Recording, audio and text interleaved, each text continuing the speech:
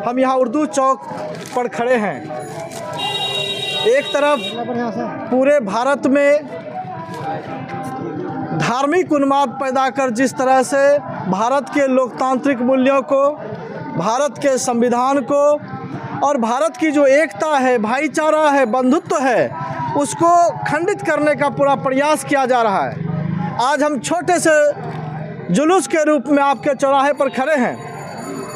हमारा यह जुलूस विश्वकर्मा चौक से लेकर के उर्दू चौक तक करीबन 1 किलोमीटर का यात्रा करके आप लोगों के बीच पहुंचा है। हम लोग 2000 लोगों के बीच पर्चा बांटने का काम किया। कई लोगों ने प्रतिक्रिया भी देने का काम किया रास्ते में, लेकिन हम लोग केवल अपनी बात कहते हुए आपके इस चौराहे पर आए हैं। आज संविधान क्यों खतरे में है, इसकी क्या आवश्यकता है, क्या ज़रूरत है, आखिर हम बार बार क्यों कह रहे हैं कि संविधान खतरे में, संविधान बचाने की बात हम क्यों कर रहे हैं, उस बात को कहने के लिए आपके चौराहे पर इकट्ठा हुए हैं। जब इस देश में संविधान के अंदर है कि सांप्रदायिकता की बात नहीं हो सकती है, यह देश में जो राष्ट्रपति है, प्रधानमंत्री है, मुख्यमंत्री है, राज्यपाल है या किसी सरकारी पद पर है, वह किसी को धर्म के नाम पर भेदभाव नहीं करता है।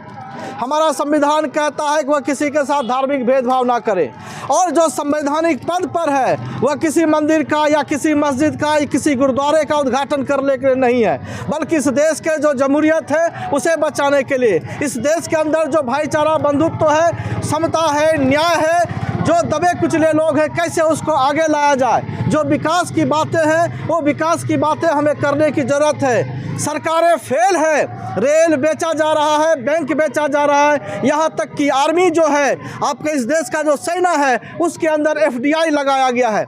इस तरह के तमाम ऐसे चीज़ हैं जिन्होंने इस 10 साल में इस मुल्क की संपत्ति को बेचने वाली जो सरकार अभी सत्ता में बैठ करके केवल राम के नाम पर पार उतरना चाहती है, राम के नाम पर केवल राजनीति हो रहा है। इस देश के बहुत लोग हैं, सैकड़ों वर्ष से लोग राम को मान रहे हैं और आगे भी राम को मानेंगे, लेकिन राम के नाम पर इस तरह का जो धार्मिक उन्माद पैदा किया जा रहा है, राम के नाम पर जिस तरह से मंदिर को राम आएंगे, इससे पहले क्या राम नहीं थे? राम कहाँ से आएंगे?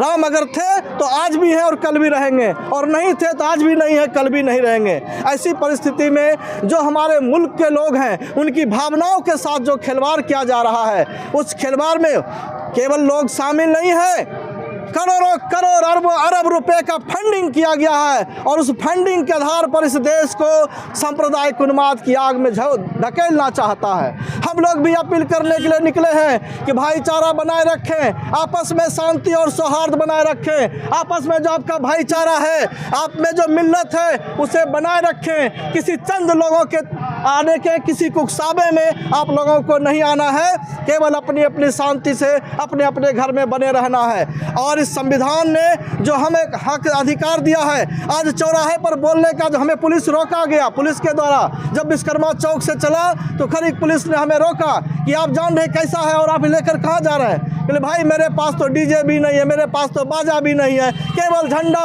और हमारे वह महापुरुषों की हमने तस्वीर लिया है जो इस देश को आज़ाद करने में अपनी कुर्बानी दी है।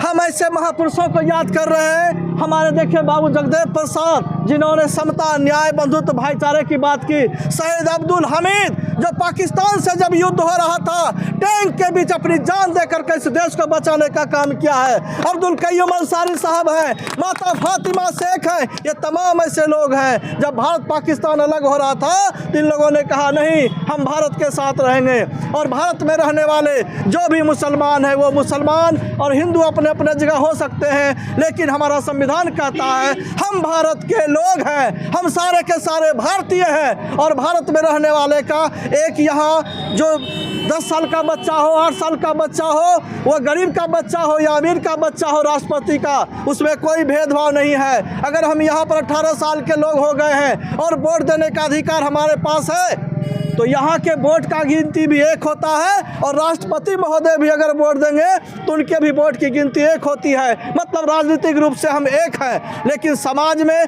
जो हमारा समाज के अंदर विभेद पैदा किया जा रहा है, जो धर्म के नाम पे बांटने का काम कर रहा है, ऐसे लोगों से सचेत होना है, ऐसे लोगों से बचना है।